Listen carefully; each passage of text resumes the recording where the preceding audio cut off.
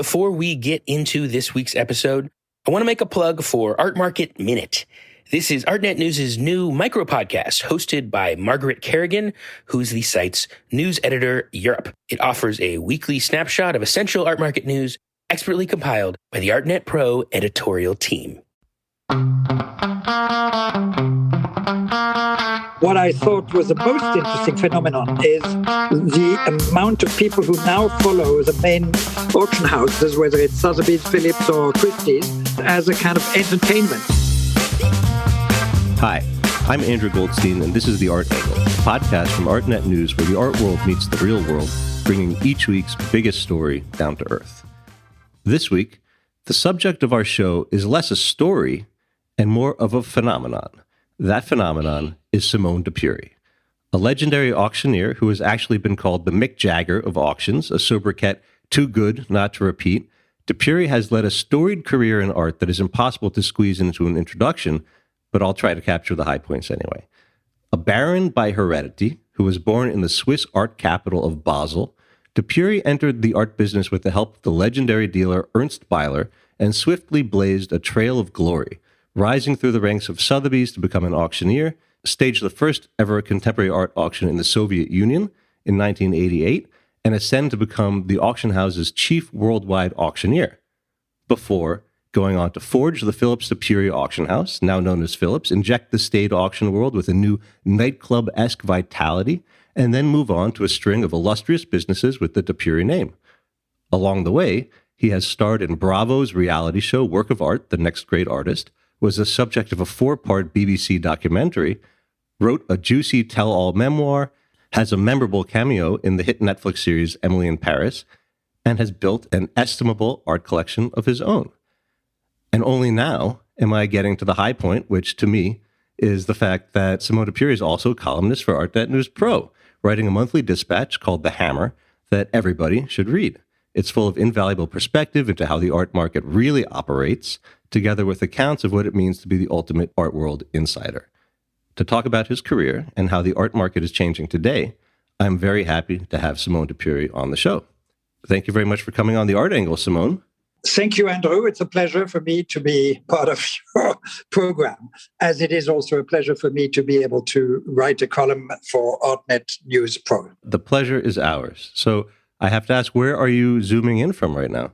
I am zooming in from Monaco. Okay. So you're actually based in Monaco, which is fascinating from an art market perspective because, as we know, COVID has left an indelible imprint on all aspects of modern life, including the art business.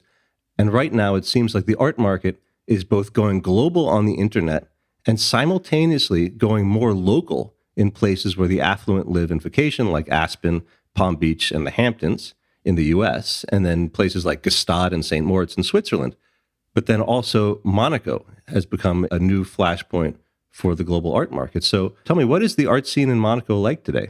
The art scene in Monaco is quite vibrant. We are about to see the 5th edition of Monte Carlo Art, which is an art fair that was started by Thomas Hug, the young Swiss entrepreneur who also founded Art Genève. And it's a small fair, but extremely well attended with very good galleries participating at the Forum Grimaldi. And it always allows you to see art, in a very kind of nearly domestic setting. Then in early July, there will be a very large, important Giacometti retrospective taking place at the Forum Grimaldi as well, which was done in collaboration with Giacometti Foundation in Paris. Hauser and Wirth has just opened a gallery in the amazing space next to Monaco 1, which is this building built by Rogers, who was co-architect for the Centre Pompidou. And you have a number of other things happening shortly. You will have the art weekend taking place.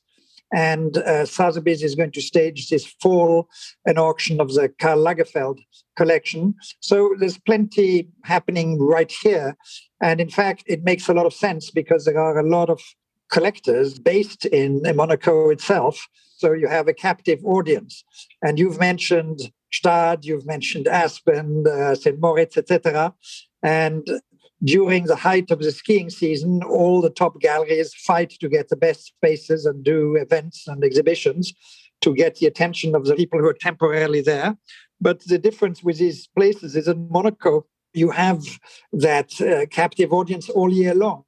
And so you're not limited to just doing something in the summer season. Of course, July and August is high season here, but there is a lot happening here in October, a lot happening literally at all stages of the year. And bizarrely, I am now back in Monaco because I started nearly my professional life in Monaco in the mid-70s when Sotheby's was doing big auctions of mostly decorative art, but also very fine old master paintings and in other categories. And then when the monopoly of French auctioneers ended in Paris, Sotheby's and Christie's moved to Paris. And since then, Monaco was a little less important as an auction center.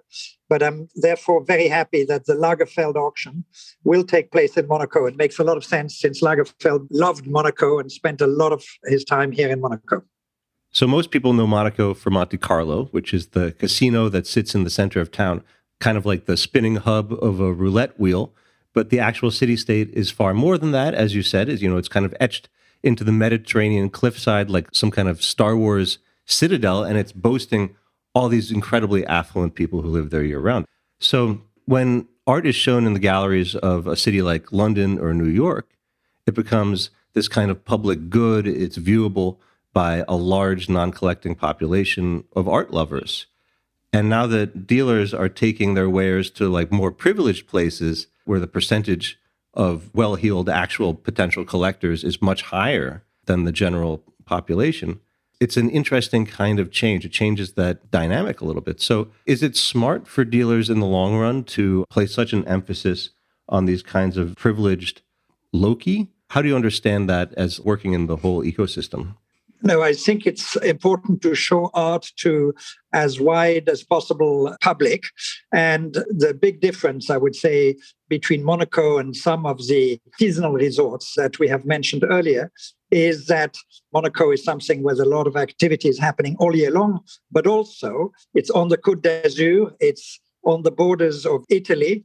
And so you have a very large territory where there's a lot of things happening as well. So in Antibes, for instance, there is a stunning exhibition that just opened at the Picasso Museum with 10 masterworks from the Nemat collection.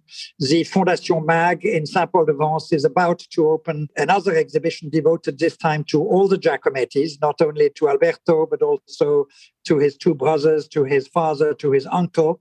And then you have Musée Matisse, you have the Musée Chagall, you have the Musée Léger, you have the Musée Bonnard. You have so many extraordinary places nearby which attract art lovers from all over the world. You have the museum in Nice. Marseille, of course, has a sensational museum. And then if you go into Italy as well, there is a whole geographical area here that can take advantage of all these different events happening. And in a way, moving from one place to another one that I've mentioned is as if you were going in Los Angeles from one part of town to another part of town. I think if that doesn't make people hungry to travel to Europe, I don't know what will, because that sounds like an incredible cultural destination. Your lifestyle for years and decades has been to jet from one auction to another event all over the world. And obviously that became impossible over the course of the last year and a half. How did the pandemic change the way you experience and engage with art and the way that you've been able to conduct your business? At first, the whole market was in total standstill. Not only were there no transactions taking place, but artworks themselves could not move, because all art warehouses were locked up as well. So it was quite incredible to see the initial phase where nearly the whole world went on standstill. But very rapidly, one saw on social media how people were very creative and in a way using art to communicate. And there were so many little memes and little film snippets that started circulating using artworks as a basis, not only in the visual arts, but in music, in applied arts in general. And then once warehouses started opening up again and people were becoming a little more mobile, the first auctions took place, and this time entirely online. And the sale rooms themselves were kind of transformed in some TV studios where the auctioneer was linked to screens with purchasers all over the world. Even these first auctions did remarkably well. There was far less material available for collectors to buy. And by that stage, they were quite bored, having been sitting around for quite some time. And the initial success and the realization that the market actually was in pretty good shape immediately made the confidence come back. And what I thought was the most interesting phenomenon is the amount of people who now follow the main auction houses, whether it's Sotheby's, Phillips, or Christie's, as a kind of entertainment. The last evening sale of Sotheby's was apparently followed by 1.7 million people. Now, only a tiny fraction of these 1.7 million people will have been registered bidders. All the others were just following it for the spectacle. So it just shows that in a funny sort of way, it widened the audience of people following the art market. Also, it widened the access of some key specialists who normally were just communicating with their key clients and now were forced in a way to communicate through social media, through various interviews and stuff like that. So suddenly they were able to communicate with a much wider audience. Now, of course, another reason is that the high net worth individuals are on the whole even much better off now than they were before. And at the top end of the market, with a limited supply of truly great artworks, this can only have a positive impact on the market. But the market has also reacted positively with what I would say younger or more emerging art, where one has seen some remarkable results and lots of records being broken. One has also seen a kind of evolution of taste. I would say that certain trends that were already apparent pre-COVID have come fortified, but there is really quite an evolution, and we see a kind of an acceleration of the change in taste. It's a fascinating moment because you see both an expansion of the art market and also the pinnacle of it seems to be very, very healthy. So you've been an active participant in the auction sphere, but also on the primary market with some incredibly notable successes. You know, you once sold a Gauguin painting for $210 million, which is one of those prices that you don't always see in the auction world, but that happen behind closed doors on a semi-regular basis in the more opaque areas of the art market. So what is your sense of the masterpiece market today when it comes to private sales? Normally, owners of such works do not sell these works in a crisis moment. These works only become available in times when the market is perceived to be doing well. So we have seen quite rapidly during the pandemic at the upper end of the market, the level to gradually go back up. But if I look back in different times, for instance, in the 1990s, when there was a boom that had been fueled mostly by Japanese buyings. In May 1990, there was 2 auctions, one at Christie's, where the most expensive painting then ever sold, Dr. Gachet by Van Gogh, did $82 million. And the next day, the most expensive Renoir ever sold for $78 million. And it was the same Japanese gentleman who bought both of these works. And then in June of that same year, the sales at the main auction houses were 50% unsold. And from one second to another, all Japanese buyers had withdrawn from the market. And then the market took quite a long time to recover. Then it's only gradually during the 90s that things started to gradually getting better. Whereas in 2008, during the financial crisis, the market recovered very quickly. I mean, in October 2008, the sales at Sotheby's, Christie's, and Phillips were also very much affected by the financial crisis. But in March 2009, you had the Pierre Berger Yves Saint Laurent auction at Christie's, which became the most successful single-owner collection at that stage. And these were precisely, it had a number of trophy works, and it was a trophy provenance. And so that then brought the buyers and then gave the confidence back to the marketplace. Today, it seems there's a lot of talk about buyers from Asia taking larger and larger pieces of auction sales. But do you think that there is such a dependency on any one sector of the market today, or is it a little bit more spread out and evenly distributed? No, the market has become much more global since the 1980s. And yes, Asian buying, particularly Chinese buying, is playing an important role in the marketplace now. And you're right to point out that in most auctions that have taken place recently, but also prior to the pandemic, buying coming from Asia did play a big role. What is happening in the Middle East, which is playing a major role, I think the biggest cultural projects of the 21st century are taking place in the Middle East. When you look at what is happening in Doha, what is happening in Abu Dhabi, what is happening in Sharjah, in Dubai, in Saudi Arabia, you have major cultural projects that are on the way. And then you have buying in Russia and East Europe, former Soviet republics. American buying remains very strong and really very important. And the key collectors in Europe are not inactive either. So I think we have a truly global market. The market is always dependent on the general mood. And we all know that a mood can swing very rapidly.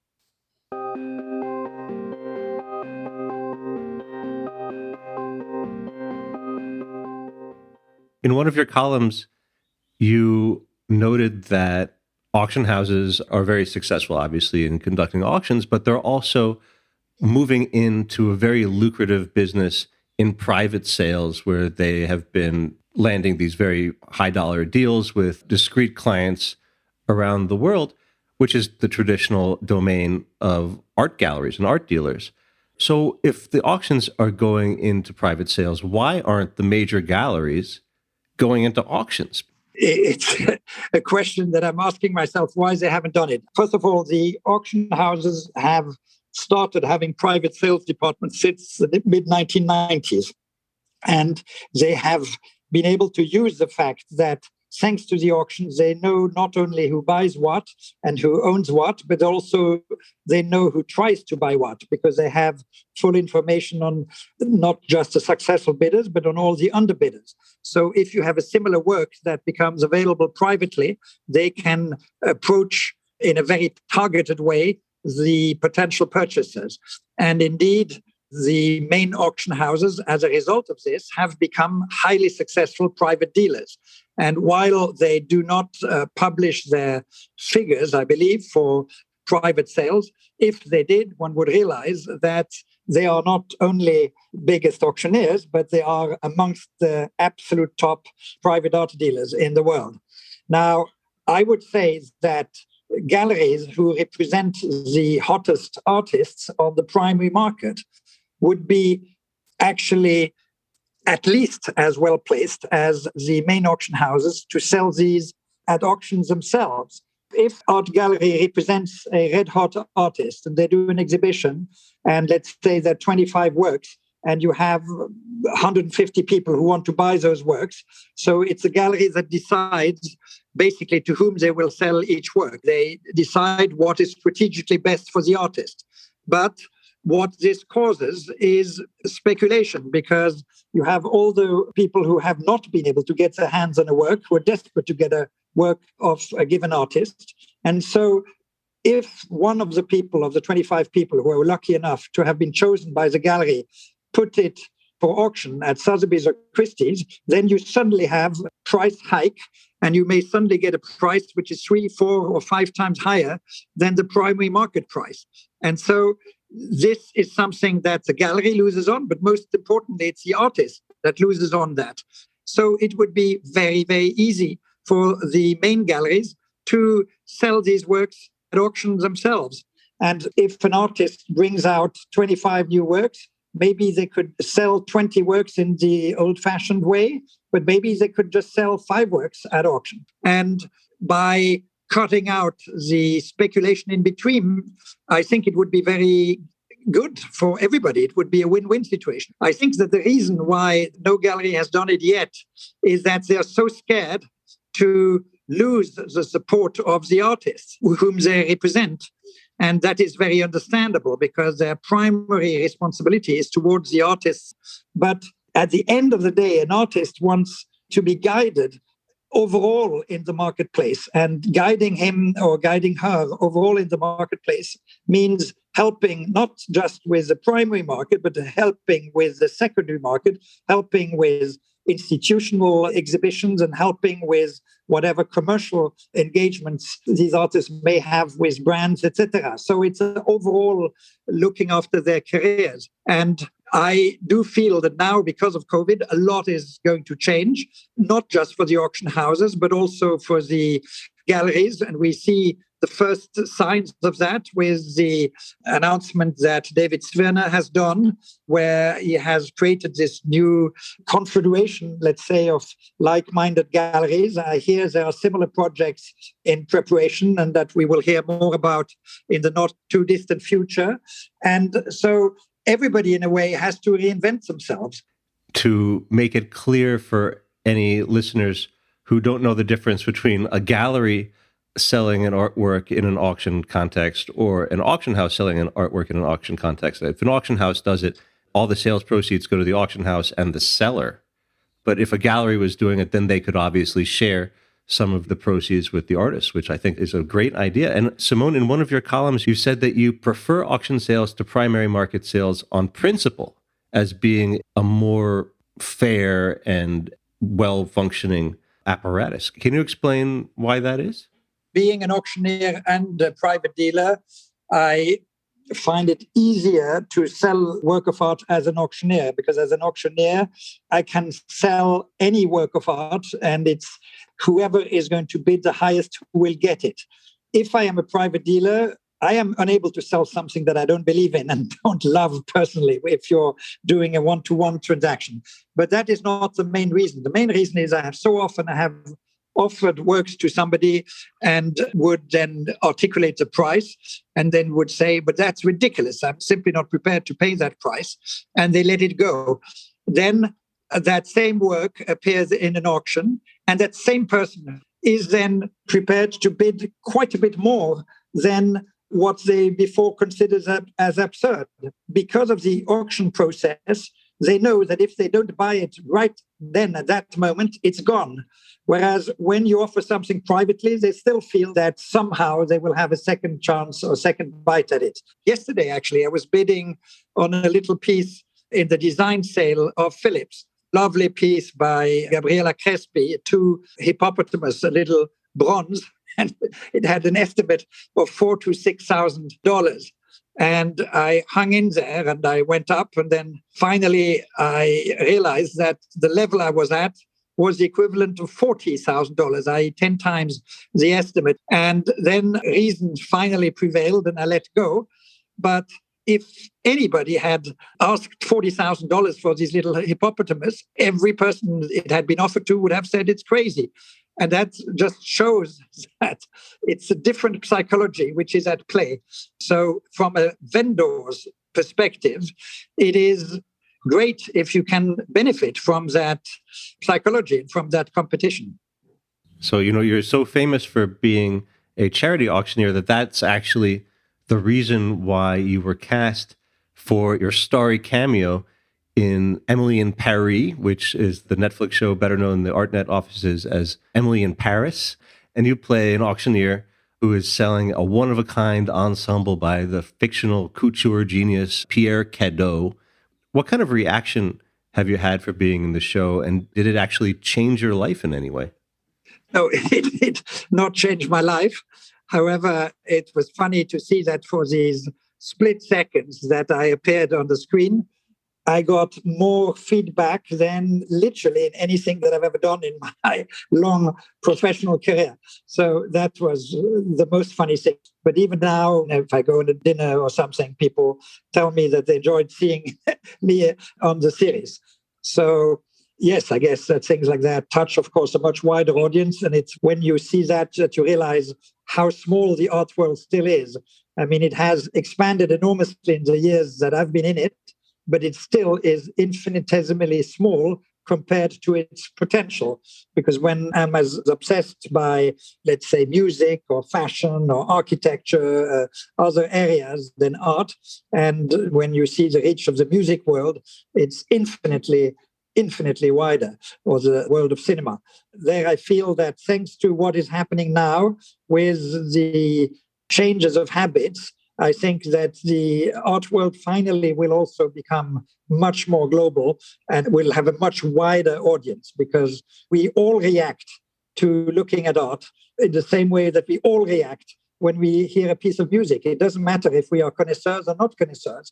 Every one of our reactions is legitimate, but people are intimidated to express reaction when they look at an artwork, which is ridiculous. Why should one be intimidated? We react to visual impulses as strongly as we do to sound. Another interesting development that you've touched on is how the gap between the art world and pop culture is shrinking.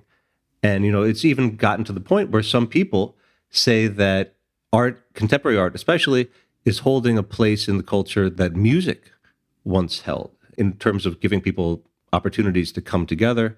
And you are yourself a very well-known music fanatic. You regularly DJ events. You once created what must be both the only and the greatest Auctioneer-themed music video in existence. If anybody hasn't seen it, they should Google "If I Had a Hammer." It's absolute classic. And you're also specifically a hip-hop fanatic. You were one of the early pioneers of the intersection between hip-hop and the art market, because you organized the sale at Phillips of custom works of jewelry that used to be owned by Biggie Smalls, Tupac, and other legendary rappers. And it was scheduled for October of 2008, which is obviously right after the financial collapse. Did that sale actually ever happen? No, tragically, that sale did not happen because there was one piece in that auction which was meant to have belonged to a certain hip-hop star. And he wrote us a letter saying that he never owned that piece. We felt we couldn't take the risk of having just one work in the sale not being what it was meant to be. And so, very sadly, we did not go ahead with this auction. It had incredible pieces of hip-hop jewelry, because for me, hip-hop jewelry is possibly the most important innovation that has happened in the jewelry world in the second half of the 20th century. Because when you think of what Fabergé did, and then Cartier, when they did the jewels of the Duchess of Windsor and all of that. But then when I looked at jewelry auction catalogs at Sotheby's, Christie's, but also at Phillips, I was bored by these sales, because I felt there was little innovation in the jewelry itself and little originality. But as a lover of hip-hop music, every album cover, you could see these amazing pieces of jewelry that the main hip-hop stars were wearing. And I just loved it. I thought it was brilliant. There was a sense of fun, a sense of humor. And that's why I wanted to do that auction, because I wanted to do the spotlight on the importance of hip-hop jewelry, because hip-hop is a much wider phenomenon than just hip-hop music. Its impact on culture as a whole cannot be overstated, also on fashion, of course. A lot of the pioneers and the real impresarios of the hip-hop world today, like Kanye, Jay-Z, Swiss Beats, are also art collectors, and they've been popularizing art for a whole new generation of aficionados, positioning it as this desirable luxury in a way that has, I think, been very important in spreading its appeal. How do you understand how this transformation of how art is being, popularized in a new context is happening? And are there any major and very exciting collectors from the hip-hop world that maybe we don't know about? I'm glad you mentioned the fact that the main hip-hop stars are active art collectors. But this was not the case when it started. And I would say that the credit mostly goes to Kanye West, who was the first to have a real interest in contemporary art. He asked Takashi Murakami to do the cover art for one of his albums. And then he contacted George Kondo to do the cover art for another album of his. And you can never see it properly because it's pixelated, because it's a nude woman. And so when you look at it on most music websites, you only see it pixelated.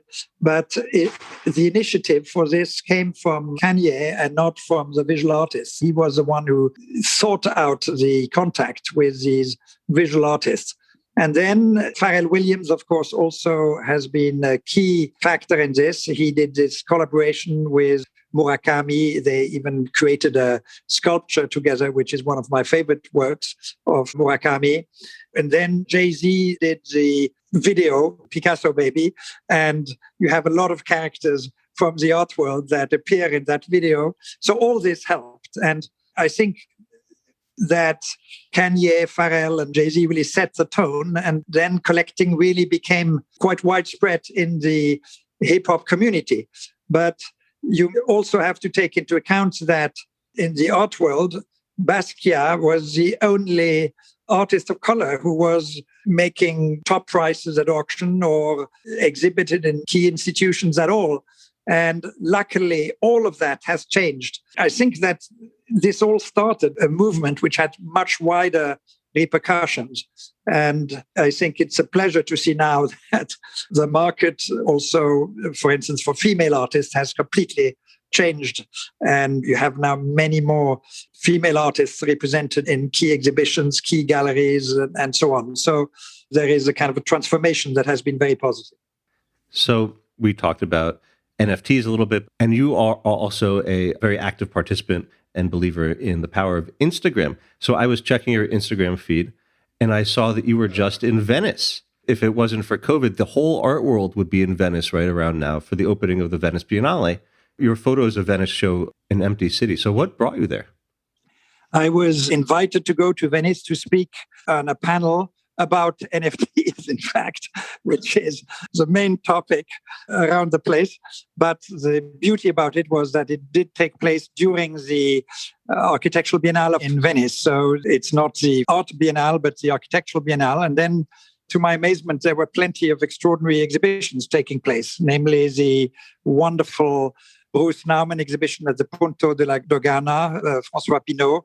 And then there were two incredible Baselites exhibitions, one at the Palazzo Grimani, organized by Gagosian, which was spectacular. And the Palazzo itself, which I had never seen, is completely amazing. There was one Baselites exhibition organized by Theodor Ropak at the Emilio Vedova Foundation, which was also remarkable. Then there was the collection of glass animals by the former Louvre chief curator Pierre Rosenberg at the Cini Foundation, which is absolutely remarkable. And so Venice is a paradise for any art lover. And while obviously it's sad to see the city so empty, as a visitor, it's of course a dream because you don't need to queue anywhere and you can enjoy the beauty of the city without having to fight your way through a crowd. You bring up the NFT conference, so I have to ask, what was the most interesting thing that you learned at the NFT conference? Well, maybe the most interesting thing was in a panel discussion. I was moderating actually a panel yesterday in Cap d'Antibes, which I enjoyed very much because it brought the physical art world together with the digital art world, together with the musical world. It was an initiative of Kamyar Maleki and a collaboration between the Iranian artist Bassam Bakhtiar and the musician Tiny Temper and the digital artist Vector Meldrew. They are doing the first NFT artist residence in Saint-Jean-Cap-Ferrat, the Four Seasons there. And the result of that collaboration will be a few NFTs that will drop on the 21st of July. And I was delighted to meet Tiny Temper, who's also a musician that I greatly admire. And there is the example of a highly successful musician who has a very keen interest in art. And it was really the friendship between him and Bassam Bakhtiar that led to them doing these NFTs. And Victor Meldrew, who had never created any physical works, is helping them to transform and link the music of Tiny Temper with the physical works of Bassam Bakhtiar, transforming the whole thing in a kind of collective artwork, which will be the NFTs that will drop on July 21st. That sounds, extraordinary. And it's just part of the many things that you are working on today that it seems like you have a lot of projects that cover an entire range. You're curating a show at the Waldorf Astoria. You're working with the great silver specialist Asprey. And you also have a new program that you are showing exhibitions in artist studios. Can you talk a little bit about that? I believe it's called De Pury Presents. Yes, we have done an exhibition now in the studio of Henry Hudson. Henry Hudson is an artist that I have admired for quite some time. I love his psychedelic jungles made in plasticine. I also love the ceramics that he does together with his brother. And when I was in Dallas with him pre-COVID, he took a snapshot of me on his iPad, and then a couple of hours later sent a iPad work that he had done with a Procreate app. And I was so amazed by it that I suggested to him that he should do an exhibition with people from the art world. And so he contacted a lot of his friends and some of my friends and has done this show called Henry Hudson Microcosm. Now, it goes way beyond just doing an iPad drawing, because he then looked for adequate surfaces to have those works then printed on with a UV flatbed printer. So, for instance, the portrait of Ai Weiwei, he printed on dried flowers. The portrait of Sean Scully, he printed on slate, and so on. And so the result of it is a very physical work with texture and everything. And it's a unique work, despite the fact that it was created on a iPad and then printed with a UV flatbed printer. It is a work that, when you look at it, is highly physical. And so I was really intrigued by this combination of the latest technology that is offered to an artist and then the result, which is quite old school physical. And I think that these portraits are very striking. And Henry Hudson has agreed to do commission paintings, because I'm amazed that so few artists nowadays do commission portraits. And this, after all, has been a main strand in artistic practice through the ages. So this will go on till the end of July. And then we have a very exciting artist that we will do the same thing with, an artist who has a studio in a totally different part of the world. Of course, we can only do that with artists who are not currently represented by one main gallery, but there are plenty of really very talented people who are in that category. And it's also a nice way to give access to the work of these artists. So you are obviously a nonstop entrepreneur, and evidently this also runs in your family. One of your sons, Alban de Pury, recently launched a new non-alcoholic beer called Al's that has been generating a lot of excitement, getting a glowing write-up in the Washington Post. I've actually tasted it. It's delicious. What do you think you would be doing if long ago Ernst Beiler did not enable you to really get a career in art? Yes, I have no idea. I remember my mother arranging that appointment with Ernst Beiler. And she said, can you please see my youngest son? He's a slightly lost case. I just don't know what to do with him, because I was kind of one-track minded. And so I am eternally grateful to him to have set me onto the right track. But at the outset, I had this passion and this interest in art. And so I feel privileged. I always say, if you love candies, there's no better place to work than in the candy store. But I really admire my son, Alban, who did this new non-alcoholic beer called Al, which I have sadly not been able to taste yet, because I have not been able to go to the United States. And I can't wait to go to the States, first of all, to see my son. But I also look forward to taste that beer, because I think one is so much more health conscious these days. So if you have an excellent non-alcoholic beer, I think it's a great thing to have.